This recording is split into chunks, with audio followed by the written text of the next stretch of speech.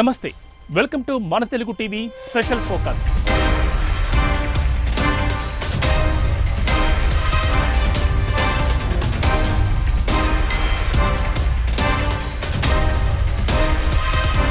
దొరికిన వాడిని తురుముదాం, దొరకని వాడిని తరుముదాం.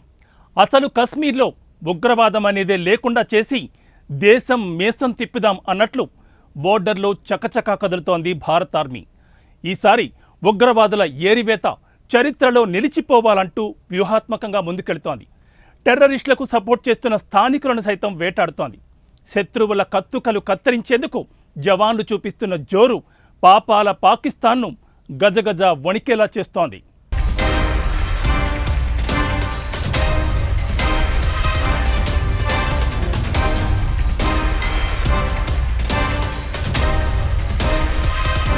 పహల్గాం దాడి ఘటనతో యావత్ భారతం కన్నీరు పెట్టుకుంది. ఆ కన్నీళ్లకు బదులు తీర్చుకోవలసిన అవసరం, బాధ్యత ఇప్పుడు అందరిపైన ఉంది.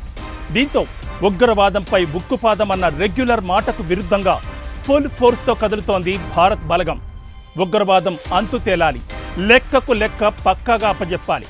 మరోసారి భారత్ వైపు కన్నెత్తి చూడాలంటే గజగజ వణికిపోవాలన్న రేంజ్లో దూసుకుపోతోంది ఇండియన్ ఆర్మీ. బీఎస్ఎఫ్, సిఆర్పీఎఫ్తో కలిసి కసిగా అడుగులు వేస్తోంది. ఇక వేట మొదలైంది. ఆ రాత రాసిన భగవంతుడొచ్చినా ఆపలేడు అన్నట్లుగా ఉగ్రవాదుల ఏరివేత షురూ చేసింది. కశ్మీర్లో స్థానికులు ఒక్కపట్లా లేరు. గత కొన్నాళ్ల నుంచి మార్పు గట్టిగానే మొదలైంది. మొన్నటి పహల్గాం దాడితో కశ్మీరీల గుండె రగిలిపోతోంది. ప్రశాంతంగా ఉండే కశ్మీర్పై ఉగ్రవాదులు తుపాకీ ఎక్కుపెట్టడంతో కడుపు మండిపోతోంది. దీంతో ఉగ్రవాదుల గురించి సమాచారాన్ని రహస్యంగా భారత్కు అందజేస్తున్నారు. ఊహా చిత్రాలను సైతం విడుదల చేయడంతో లోకల్స్ మరింత అప్రమత్తంగా వ్యవహరిస్తున్నారు. ఇక లోకల్ సపోర్ట్తో ఇంటింటా జల్లెడ పడుతున్నారు సైనికులు. ఎన్కౌంటర్లతోనూ విరుచుకుపడుతున్నారు.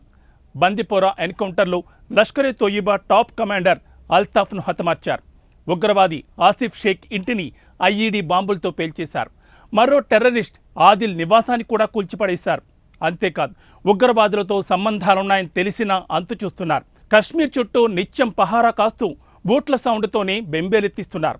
పుల్వామా, పూంచ్, రాజౌరి సెక్టార్లలో తనిఖీలు చూస్తుంటే బోర్డర్లో ఉన్న పాక్ సైనికులు సగం చచ్చిపోవలసిందే.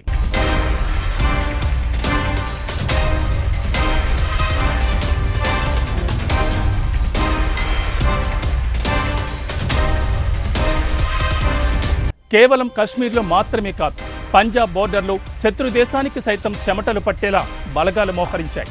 అంతేకాదు, 2 టెర్రర్ మాడ్యూల్స్ని ఛేదించి పలువురిని అరెస్ట్ చేశారు. పెద్ద మొత్తంలో ఆయుధాలను, పేలుడు పదార్థాలను స్వాధీనం చేసుకున్నారు. Rocket profile grenade, rocket launcher, ఐఈడీలు, హ్యాండ్ గ్రెనేడ్, పిస్టల్స్, కమ్యూనికేషన్ పరికరాలను సీజ్ చేశారు. మొత్తంగా భారత్ వైపు చూడడం అటుంచితే కనీసం బోర్డర్ వైపు లుక్కేయాలన్నా జాయింట్లు జారిపోయేలా సీరియస్ యాక్షన్ షురూ అయింది. అనుమానం వచ్చినా అంతు చూస్తుండడంతో పాక్కు చలి జ్వరం పట్టుకున్నట్లయింది. ఇది ఇవాటి స్పెషల్ ఫోకస్. మరో ఇంట్రెస్టింగ్ టాపిక్తో మళ్ళీ కలుద్దాం. నమస్తే.